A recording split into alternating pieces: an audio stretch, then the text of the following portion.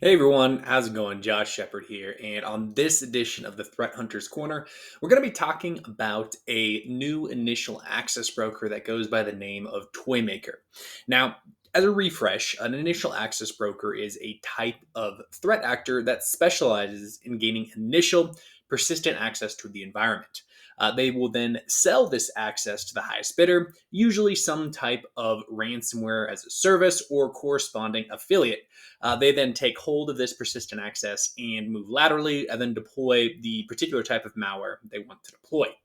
Now, ToyMaker has been seen working with several different ransomware gangs, to include relatively well known ransomware groups such as Cactus.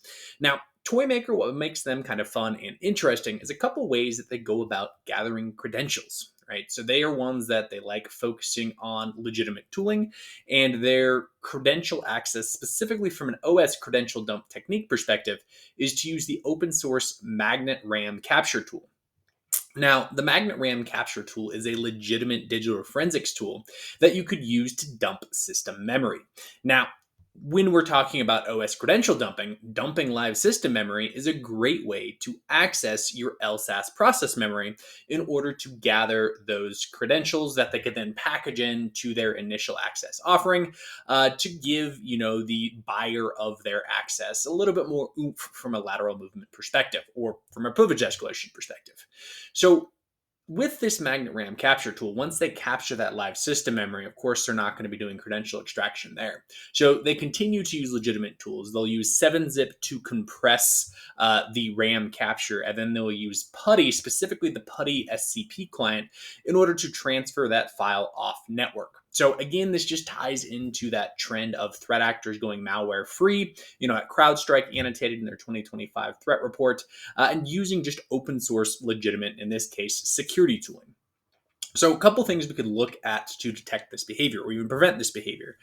First and foremost, if you don't use Magnet RAM capture tool or you really don't have a go-to forensics tool in general, you could look at really blocklisting the execution of those binaries in general. Right, you could do this from a hash perspective. You could do it from a file name perspective. From a detection prevention perspective, you could look at common command line parameters that, for example, Magnet RAM capture tool uses. Specifically, if those command line parameters are somewhat unique, that's just a lot harder for a threat actor to change than just renaming the file or changing the file hash. So those are a couple different ways you could look at, detecting the execution of an unauthorized forensics tool. You got to figure digital forensics tools are going to be able to gather a lot of information on a system.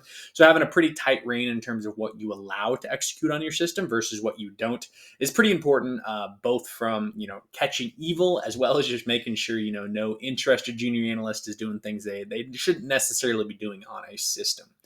The other aspects of this particular piece of the kill chain that you could be looking for is that PuTTY SCP client exfiltrating data off a network. If you don't use PuTTY, once again, just something you could be pretty blanket statement, either detect or prevent on, really picking up the PuTTY piece.